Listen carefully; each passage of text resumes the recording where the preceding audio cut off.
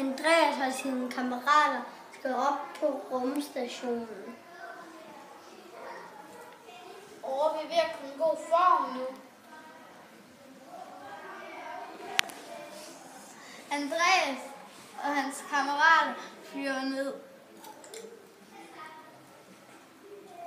9, 8, 7, 6, 5, 4, 3, 2, 1. Affyr.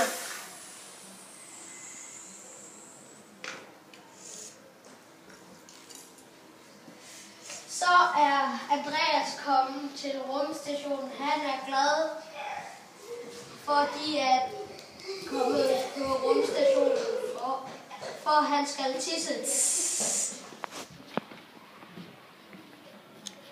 Nu er Andreas kommet hjem fra rumstationen og besøger den klasse, som har vundet konkurrencen. Han fortæller om, hvordan det var at være på rumstationen.